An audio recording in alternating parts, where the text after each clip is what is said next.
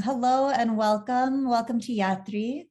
This is a journey of healing and happiness. I'm happy to share some of this with you today. You know, it's such a tough time in the world that I wanted to offer some ancient yogic wisdom that perhaps you can use in your own therapies or even your own self-care practices. And before I get into that, I'm going to share my screen and share a blessing with you, a short mantra. Just bless our time here today. And this is a mantra to Shiva. And Shiva is an energy that just helps us create space in our lives. So you can think of, we have the intention to create more space in our lives for deeper healing, therapies for ourselves and our clients and students. So let's sing this mantra to create some space like that. And if you know it, you can join me. You're on mute, so no worries. Om Triyambakam Yajamahe Sugandham Pushtivardhanam Urvarukamiva bandhanan mrityurmukshi yamamrita.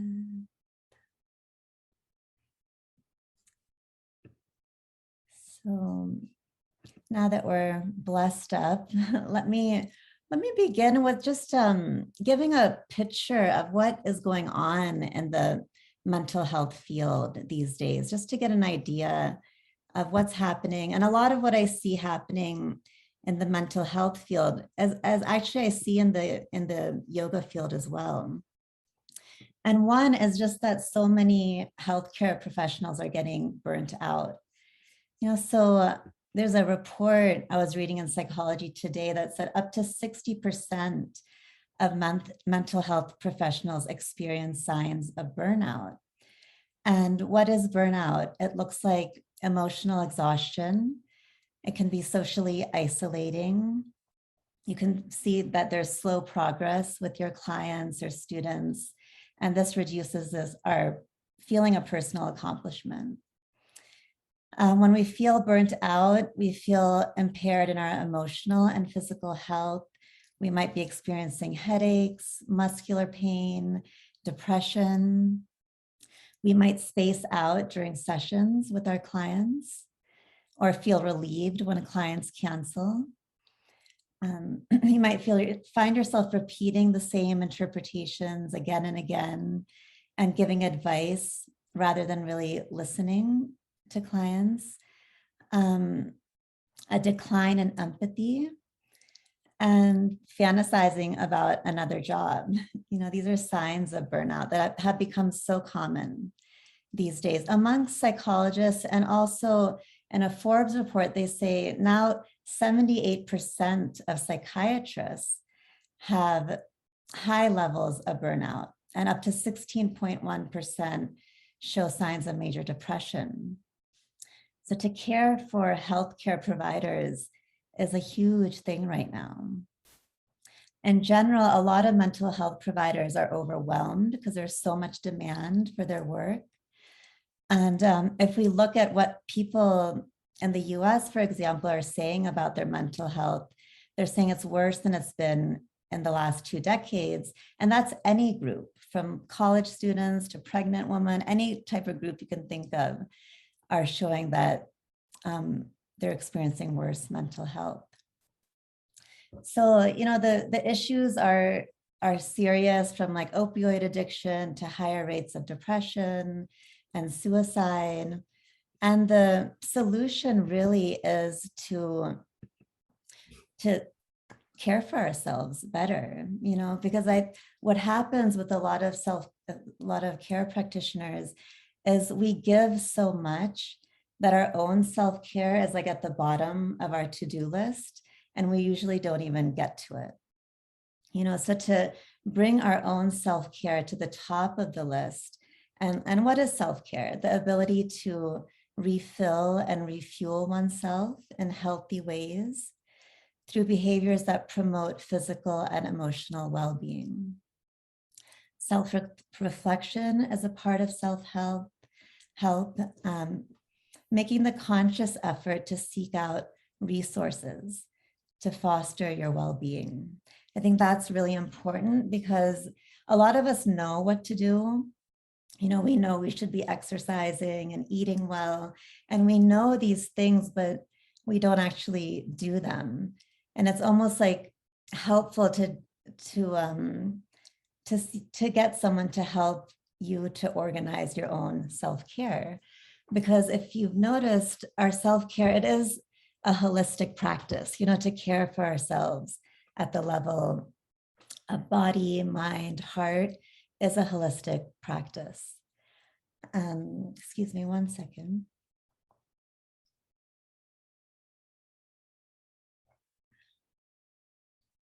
So, you know, I'll give you an example because many of you may have been in this field for a long time. Excuse me, I'm losing my voice a bit. So I thought that I knew how to care for myself. You know, I've been teaching yoga for 20 years and have a very strong practice of movement, meditation, pranayama, Ayurvedic nutrition. So I am someone who for a couple decades have thought that I really know how to care for myself. Like, this is my profession. This is what I help other people do. And about 12 years into teaching yoga, which is about 7 or 8 years ago, I went through a really hard time in my life and kind of hit rock bottom and got overcome with emotions like anxiety and fear, depression, isolation, shame, all of these like really painful emotions. And so I actually took a pause from teaching yoga and I went back to the ancient yoga scriptures to really learn about how to heal ourselves. And of course, in the West, we've taken a physical slant to yoga, but it was very interesting when I went back to these ancient scriptures, I realized that all of these like hundreds and thousands of pages of yoga literature really focus on the mind and our mental health. And, you know, they have so many beautiful teachings on how to face and overcome these really difficult emotions like depression and anxiety and isolation, fear, so much of what people are experiencing today. So I actually took about 3 years to really dig into these teachings, and I totally changed my yoga practice in a way that we're actually looking at our emotions first, and then seeing how our emotions affect our energetic body, our physical body, and our mental health. And from that knowledge, creating yoga practices and self-care techniques. So, you know, what the yogis, and at the same time, as I was digging into these yoga scriptures, I was also watching science, you know, and scientists these days they sound just like yogis. And they agree with these ancient yoga teachings. One, just fundamental teaching that our thoughts have the power to heal us and to destroy us. You know, now science is saying the same thing, and yogis have been saying that for thousands of years. But there's a lot of parallels between science and yoga that I'll get into in a couple of minutes. But first, I want to share a little bit more of what these ancient teachings show us. One of the things I appreciate most about the ancient yoga wisdom is their understanding of how specific emotions and thoughts affect specific parts of the energetic body and the physical body. And that wisdom I haven't really seen elsewhere. You know, there's a lot of yoga practices and wisdom that are seen all over the world and parallel so many teachings. But this understanding of the energetic body is something I feel I have never seen anywhere else. And the yogis just had such a remarkable understanding of the energetic body. So I want to share a little bit of that with you and give you a feeling of how they saw the thoughts and emotions affect our energy and then our physical health. So let me share my screen again.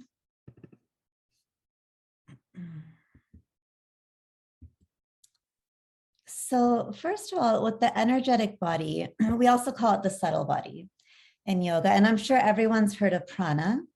Prana is our life force. It's pure energy that we take in through our breath.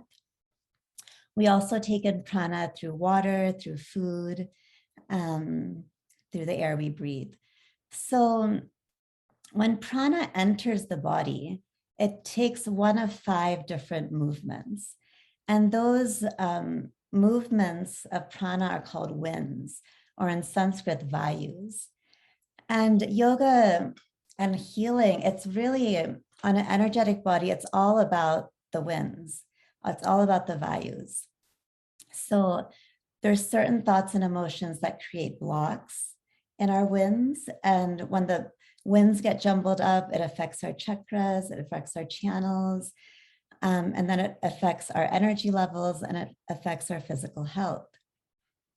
So if you look back at the ancient teachings, it's all about vayus, these inner winds, and how to work at the level, how to practice at the level of our thoughts, emotions, consciousness, and body.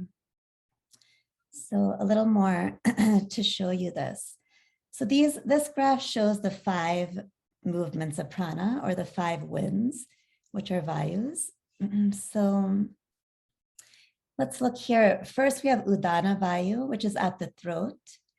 There's Prana Vayu at the heart, Samana Vayu at the area of the stomach, and Apana Vayu is at the pelvic area, and it's a downward moving wind that moves down the legs.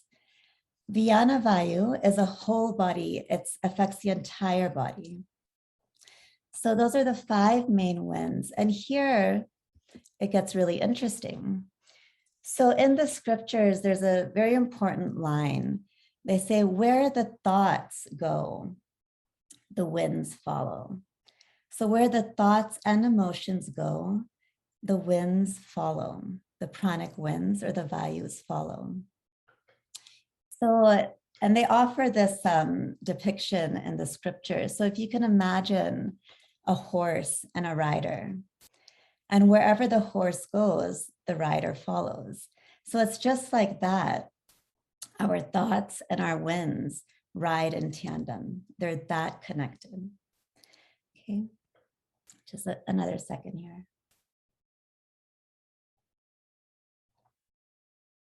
I've been teaching a lot lately, so losing my voice, but let's look at the winds at the throat. So now, Udana Vaya, this wind at the throat, it's an upward moving wind, and it affects the nervous system, the energy centers in the brain. So when we are afflicted with emotions that around attachment, or in the severe form, addiction, it affects the winds at the throat. Now we have the winds at the heart. When we're overcome with anger or fear, it affects the winds at the heart, our respiration. The winds at the belly move side to side. And when we're overcome with feelings around jealousy or envy, these winds at the navel get jumbled up, affecting our digestion. Now there's winds at the pelvic area, the Panavayu. Feelings around doubt, isolation, shame affect the areas at the lower winds, which affects our legs, our excretion. Then Vyana Vayu, it's all pervasive wind. When we're overcome with anxiety or depression, this wind starts to get jumbled up, affecting our skin, our joints, our circulation. So that's just briefly, the yogis actually get much more intricate in these ancient teachings, but briefly, that's how some of the emotions affect some of the winds. Let's look here. So these images you might have seen before. You know, they're common images. And the one here, it shows 3 inner channels. So the energetic body is as complex as the physical body. So there's many elements to it. I'm just showing you the basics today.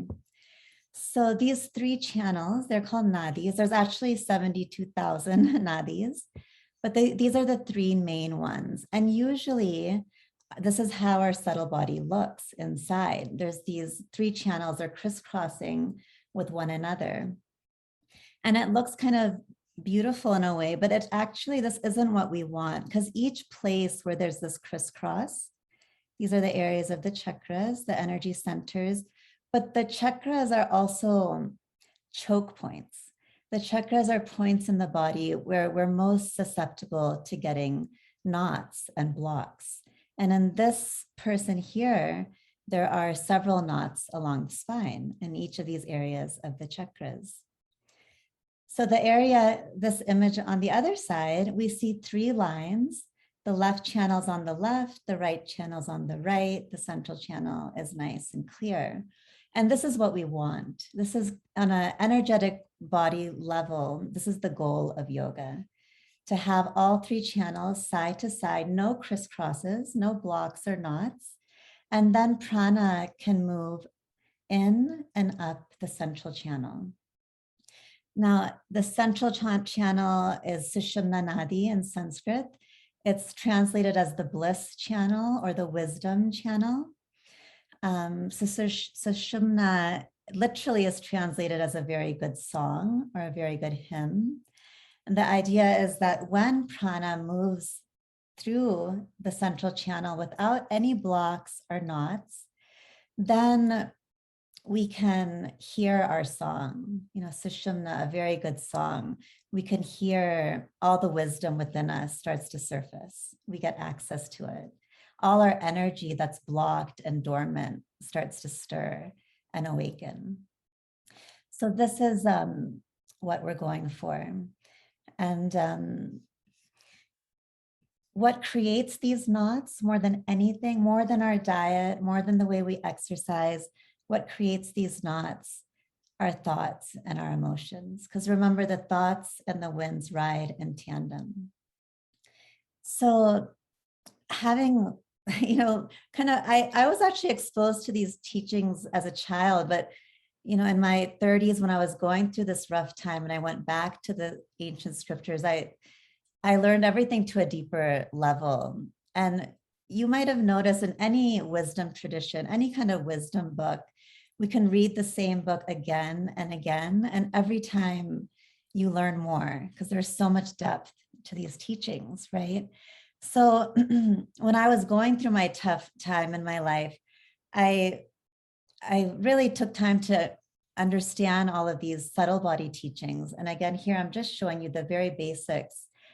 But as I did and realized that the root problem to all of our imbalances is, issues with our thoughts and emotions. So I started to look into kleshas. It's a Sanskrit word that means mind poison or destructive emotion. And a little bit of kleshas here. I started to change my entire, way I practiced yoga to focus on kleshas. And the major kleshas are attachment, anger, fear, anxiety, shame, isolation, depression, and jealousy. And what the ancient scriptures say very clearly is that these kleshas, they drain our energy because they create those blocks inside of us. They drain our energy. They leave us feeling exhausted, stuck, and sick. And they're the root cause of imbalance and disease, both mental and physical. So a lot of the teachings in these ancient scriptures, they teach us how to make friends with our minds and to, meet ourselves, the challenging parts of ourselves and the beautiful parts of ourselves, and how to really sit with our pain, dig to the roots of it, hold it with compassion and love, and really, be patient with ourselves and our own healing. And when we really sit with our pain and hold it, that's when the pain begins to transform. And instead of holding us down, we begin to heal and to grow. So the ancient teachings are saying, when it comes to your self-care and your healing, start with the kleshas, start with these mind poisons and these destructive emotions. And then all your self-care practices are created around the knowledge of what's going on at the level of our minds and hearts. So from all this, as I mentioned, I was also watching science. And one of the things science is totally agreeing with the yogis is that our thoughts have the power to heal and destroy us.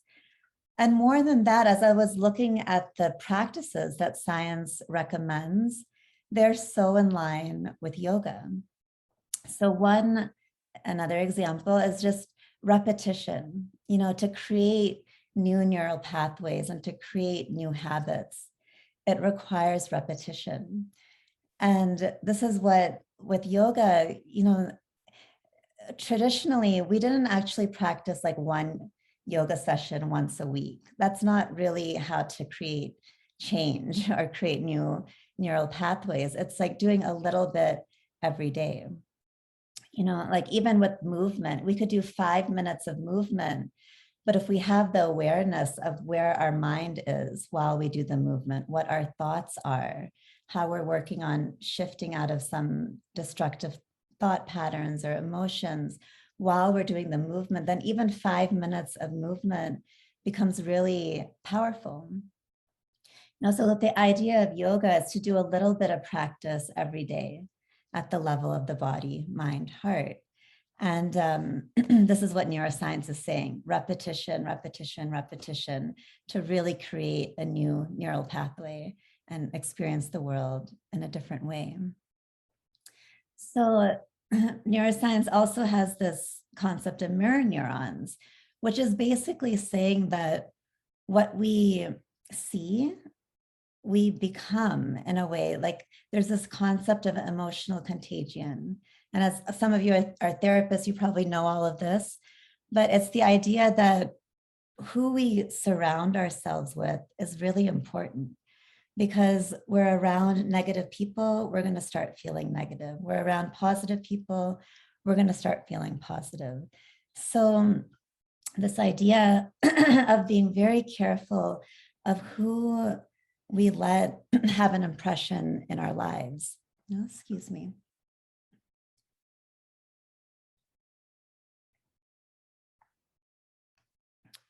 So the yogis are actually really mindful of what impressions we allow into our being. So we see ourselves like this being is a temple. And just like with the temple, we keep it clean and simple, and we're really careful what we allow into that temple. We treat ourselves the same way, knowing that everything, like what websites we look on, what news channels, what articles we read, what books we read, what people we surround ourselves with, that all of that is a choice. We have choices, how we use our time, who we surround ourselves with. So to get conscious of our choices and be really mindful who we let into our temple and what impressions we're allowing onto ourselves. And in Sanskrit, these impressions are called samskaras. So, the imprints in our mind, they end up influencing the way we experience ourselves and our world. So that's another thing that neuroscience is bringing to our attention more and more, is be mindful of what you're watching, what you're putting in front of you, because we tend to imitate what we see. And the yogis say what our mind dwells on, we become. And the scientists are saying what we see, we end up doing. So even the power of visualization is being used, it has always been a part of yoga, but it's also now being proved by science how powerful it is.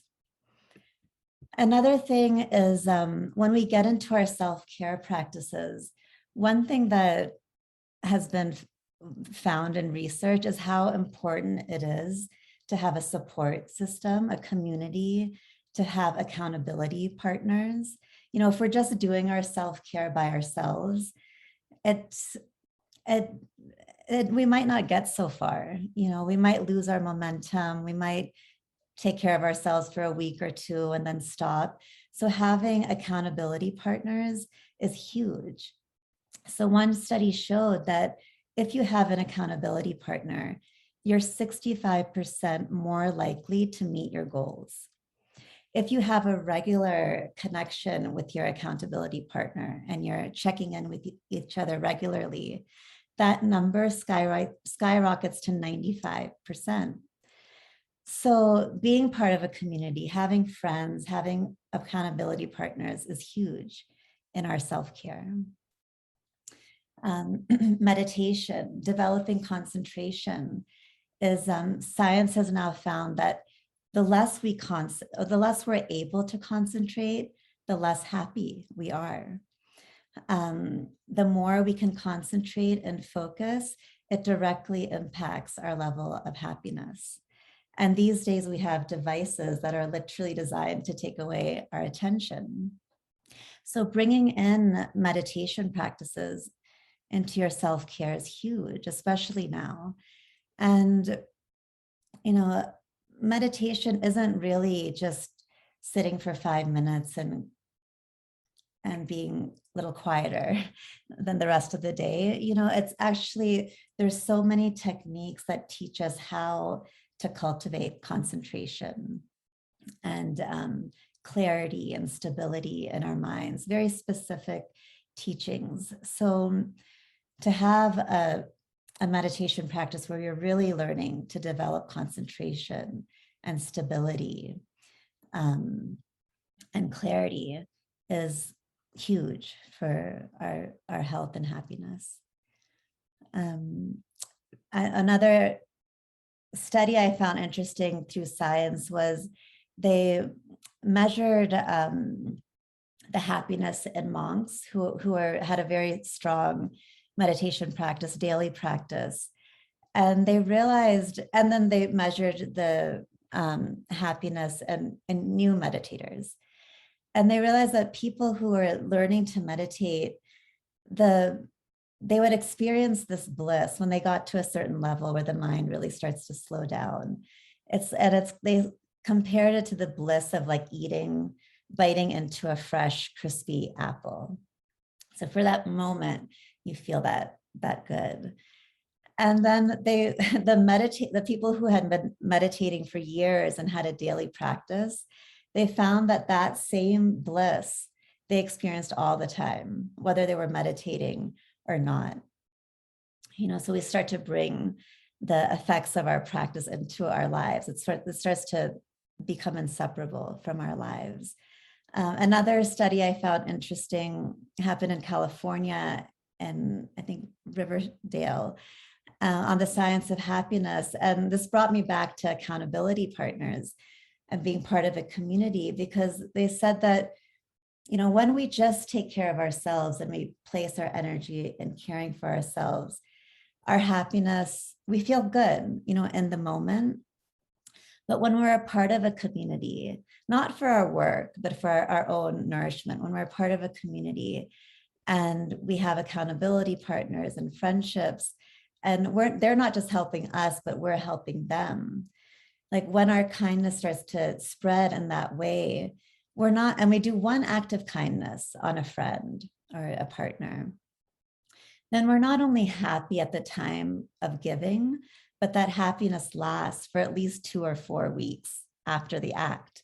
So it's huge to have a partner or someone to do your self-care with and have the opportunity to give. You know, so these are just some of the ways neuroscience is supporting yoga as a holistic practice. And so from these influences of my family lineage is actually, you know, related to these yogic texts that I shared with you. And all of these teachings are in the Vedas and the Upanishads. And even the Bhagavad Gita starts to allude to the subtle body.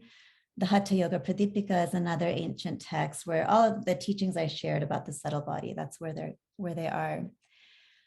So as I was, learning about that and then seeing what's happening in neuroscience, I decided to, as I mentioned, totally change the way I practiced yoga and also the way I teach yoga.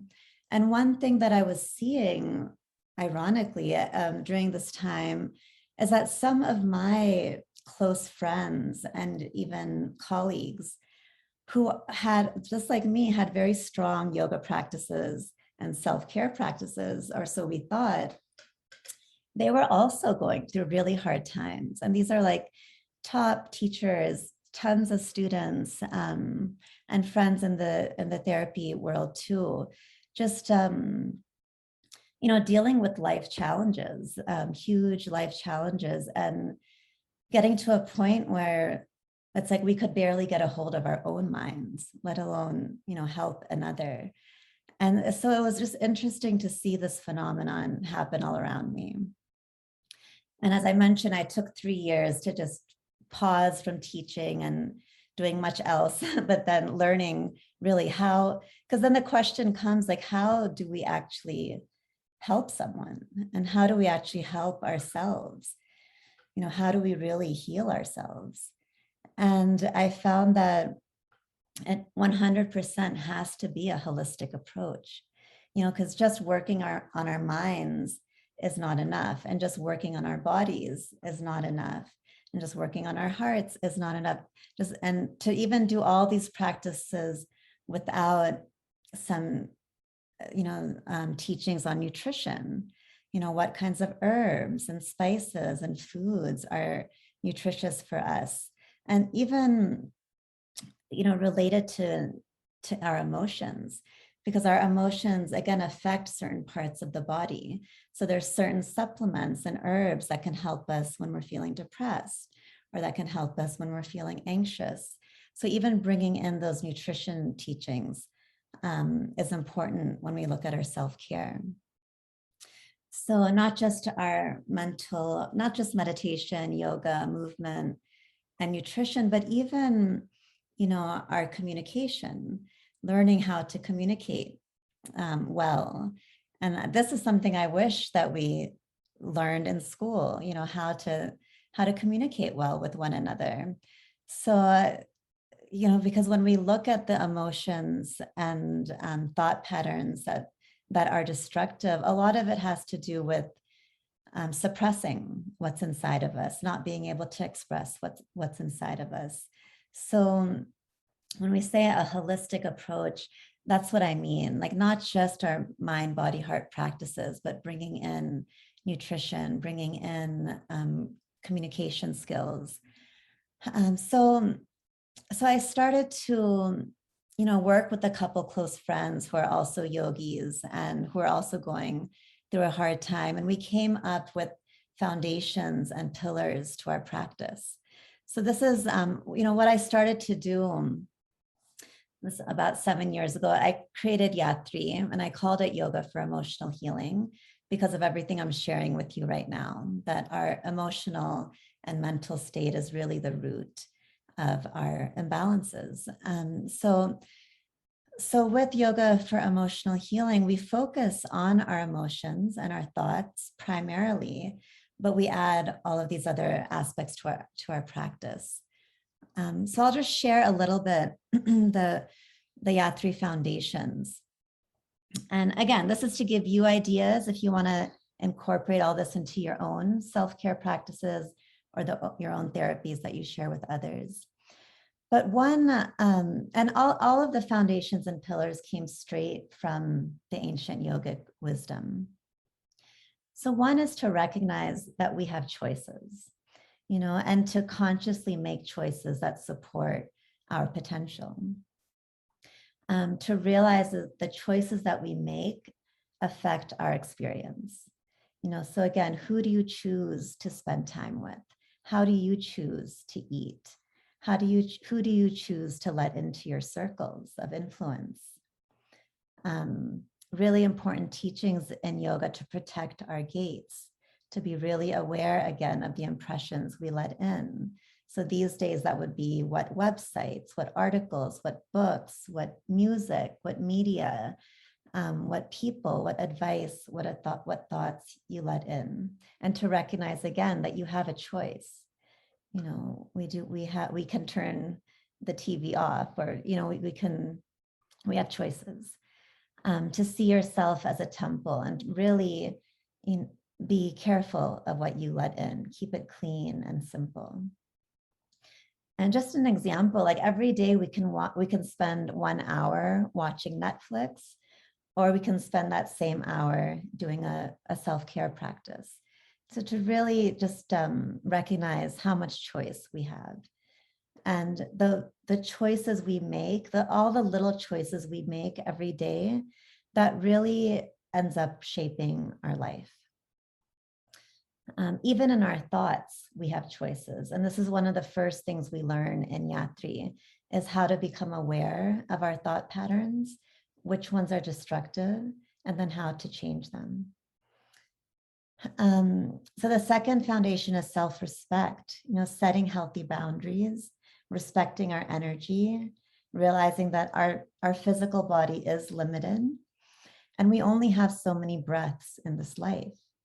So to learn how to say no, and not out of malice or anger, but just out of respect for ourselves and our energy. Third foundation is resilience. And this is really rewriting our story and recognizing that the narratives that we come up about ourselves, it can be a prison or it could be a platform.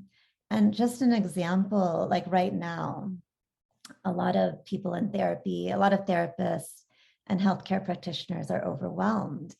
And so instead, and I'm not saying that anyone does this, but maybe even I have a tendency, instead of saying like, oh, I'm so overwhelmed, this is so hard, you know, this is draining me. It's like, I'm feeling kind of victim-y, like the world is so crazy right now and it's all falling on my shoulders and it's really hard to handle. Instead of feeling any kind of element of victim-y, we can turn that around and say, wow, right now, I have an opportunity to go deeper into my inner resources and to learn at a deeper level how to nourish myself and heal myself, and then do the same for others. And all of a sudden, that same story turns around and our energy shifts. Right? Motivation is the fourth foundation, and that you all already have it, you know, and it's basically that we want to heal ourselves so that we have more energy to give. So even in our, you know, we say self-care practices, it's like to bring our motivation into that and to stay, you know, stay strongly steeped in it, that I'm doing all of these self-care practices. I'm really making space in my life to do this holistic kind of self-care practice, not just for my own moment of peace or my own health, but so I have more energy to give, more love, more wisdom to give, and to keep that giving strong in the motivation. And the ancient teachings, they say when we desire the good of all, the whole universe supports us. And we need that support, right? It's hard to take care of ourselves. It's hard to take care of ourselves in all of these ways, a little bit every day. So like, yeah, let the universe support us to do this. I want to go to the pillars. The pillars of YATRI is really what keeps us standing up, right? What supports our practice and what the components of our practice. So community is huge. Our community, having our community to lean on. Within our community, we start to build friendships and we start to have accountability partners. And of course, as I mentioned, that's going to make a huge difference and whether our practices are going to have an impact in our lives. 65 to 95% more likely when we have an accountability partner. The second pillar is our breath. Just learning how to breathe, how to expand our life force. Under breath is the whole subtle body anatomy, learning about those 5 winds, how the emotions ride with the winds, and the effects that has on our energetic body, on our physical body, and how we can bring movement and breath work and nourishment just by that understanding of our breath. The third pillar is healthy thoughts. Again, how to recognize the destructive thought patterns and then how to change them. Meditation, how to cultivate skills to build concentration, stability, clarity in the mind. Visualization, learning the art of visualization and how we can really create our worlds in our minds and then slowly see it unfold. Movement is essential, because trauma lives in our body, pain lives in our body. So even if we have a brilliant set of mindfulness practices and we're just working at the level of the mind and the intellect, it's not really enough. With movement, always has to, we always need to move to heal ourselves completely.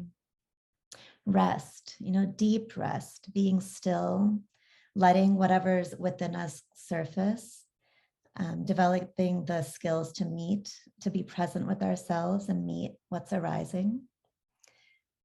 And with that comes all the skills and the teachings on how to face our kleshas and how to move past them.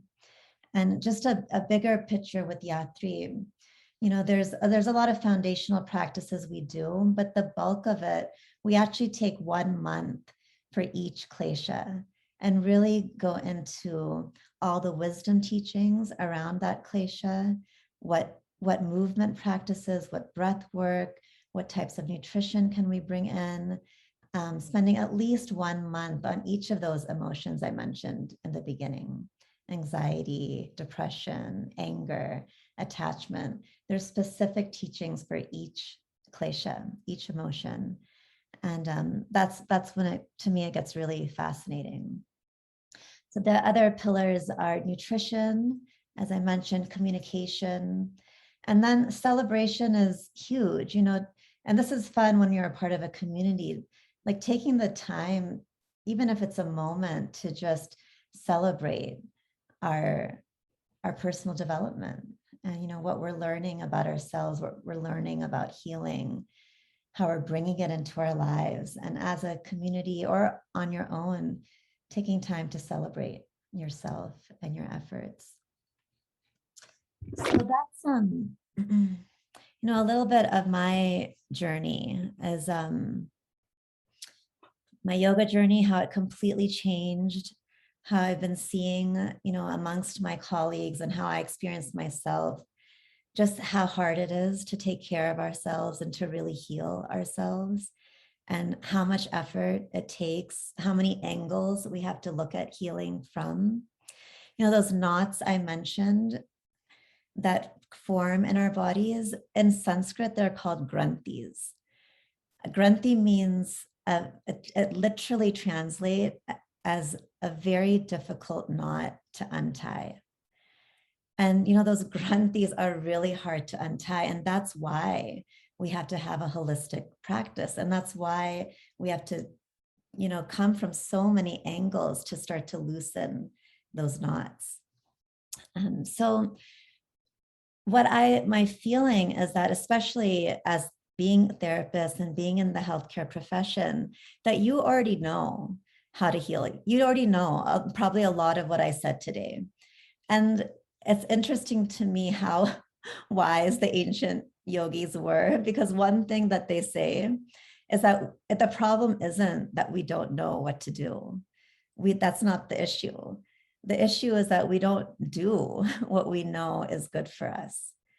And that's where, the support comes in, the community, the friends, the accountability partners, the opportunities to come together and share, and to come together and celebrate our victories. So then that becomes the next question: how do we do what we already know how to do?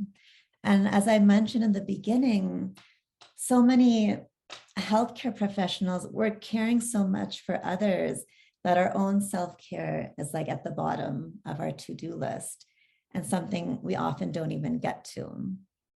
So one solution is to, hand over your self-care to someone else, and let someone else support you, and let a community support you. And to know that that's beautiful. It's beautiful to be part of a community, and to not just receive support and help, but have the opportunity to give it. And so if any of this appeals to you, there's a few points of contact where you can get a little bit of an experience of YATRI and our community, and see if you would like our support. So let me share my screen one more time. And a couple of things that are coming up is a free class on Monday in 2 days, December 13th. And I'm just going to offer a 1-hour free restorative healing session, and I'll bring in some of these teachings of YATRI. So today I just kind of shared the theory and methodology, but Monday I'll give you a little taste of the experience of working with the inner winds and the emotions.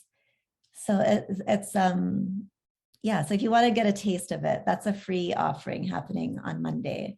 And what I'll do after we get off of this webinar, I'll send you all an email with links to these 3 upcoming events. On Sunday, December 19th, we're having a YATRI gathering, a community gathering. And this is something we do every 2 weeks, every other Sunday. We meet for 40 minutes, and we talk about one aspect of yogic wisdom as it relates to healing and to consciousness. And we discuss the teachings. We have an opportunity to share what's been going on inside of us, to listen to each other, to speak, and to debate different teachings. So if you're looking to be part of a community and you want to just check us out, you're welcome to come on Sunday or every other Sunday. The third thing is in January, mid-January, on the 15th, I'm going to offer just a 2-hour workshop where we will look at how to change our thoughts. Like, look at what does the yogic wisdom teach us about how to, one, become acutely aware of our thought patterns, and then 2, how to change them for the better.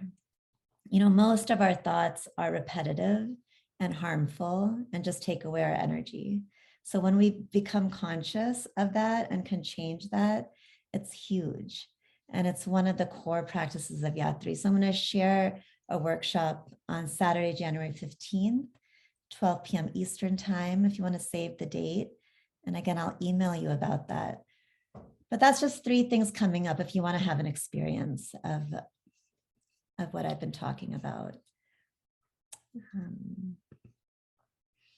And gosh, I went over I was trying to finish in less than 40 minutes. I went 10 minutes over, but if you can stay, and if you have any questions, you can please unmute yourself and share anything that's come up for you.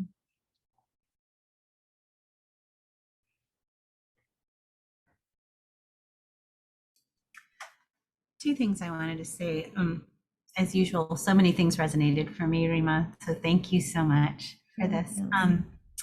I am adjacent to an organization called INDEAR, which is mental health professionals here in the US and around the world, providing mental health care to frontline workers in India. Oh. And that's a wonderful organization that's just started this year since pandemic, with the was it, the third wave India had was just, just awful. And so just to let everybody know that there are people out there banding together in community to help people. There's Zooms, one-on-one Zooms with between the two professionals, one in India and one somewhere else. And Oh yeah. it's going well. I mean, people are going to leave the medical profession in droves, I think, once this is over, sadly. Sorry. That's okay. So I'll stop there, but thank you. Yeah, maybe you can write those in the chat, the organizations you mentioned. Let me just look up the links. Okay, sure. Yeah. Yes. I know. I think a lot of people leaving these professions is, of course, partly due to the burnout and our own lack of self-care, So unfortunately, it's a big job to care for ourselves and to heal ourselves. But yeah, whether it's YATRI or some other source, but to be supported in that and to not do it alone, I think is huge,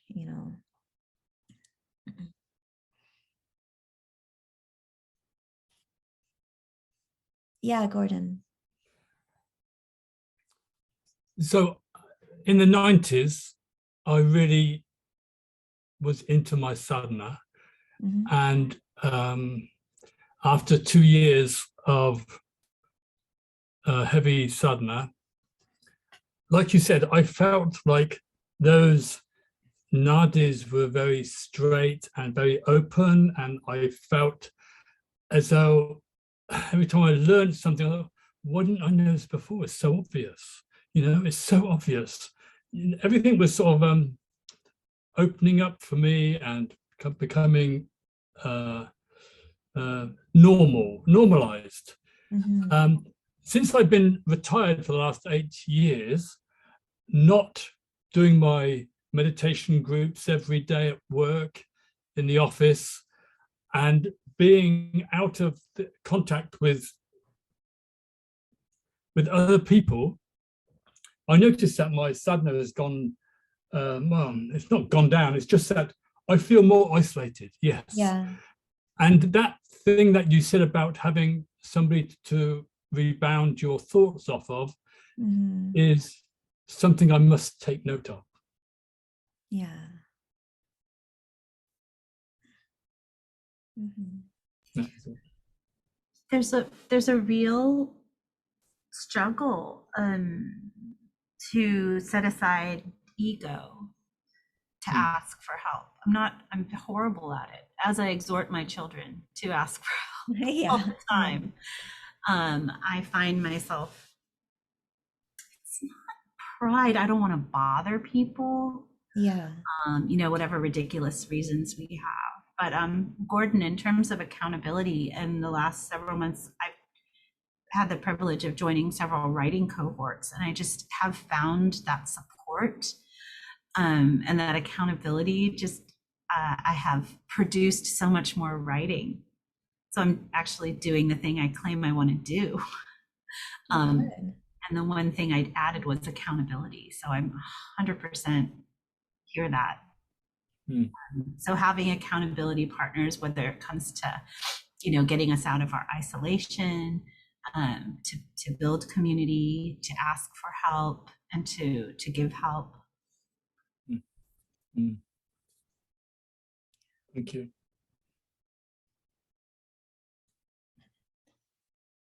Yeah, well, it's almost counterintuitive in a way to like seek help for your self-help, and maybe especially when we're in the kinds of fields we're in, we feel like maybe we assume that we should be able to, heal ourselves and help ourselves, and we're helping others. So, we might not necessarily feel like we need that help, but just like we delineate responsibilities to different people because we can't do everything, we could do the same thing with our self-care. And if you want to lean on YATRI, then you can join these next couple classes and see how you feel, and if we can help you with your self-care. You know, and if you work with us, a lot of the things you'll learn through YATRI, you'll probably eventually bring to your clients, which is what a lot of therapists who have done YATRI with me end up sharing the teachings with their clients. So just an opportunity for support for you or anyone you feel needs it, you can send them our way. And I'll send a recording of this webinar so we can share it with others if you like to. I just put what you said in the chat, and one of the things that jumped out was it's not a luxury, but a clinical and ethical imperative. So I just, when you say like we have to bring our own self-care to the top of the list, and I just wrote in the chat everything you said about that. Yeah, thank you. Yeah. I know it's easy to think of it as a luxury, but yeah, to read that, it's a clinical and ethical imperative. That's yeah. Let that sink in. Yeah. Well, thank you all for joining, and you have my email address. If any questions come up, feel free to email me, and I'll send a follow-up email with those links as well. So, and any of those events that I send you links for, you're welcome to share with anyone in your circle. Okay, well, thanks so much. Thank you. All right. Take good care. Namaste. Namaste.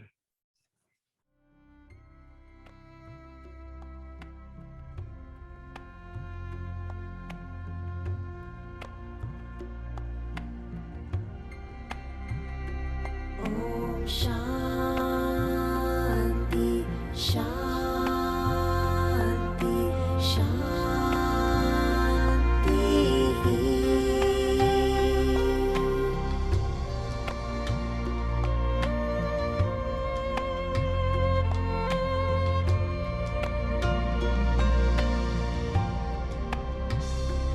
Om Shanti.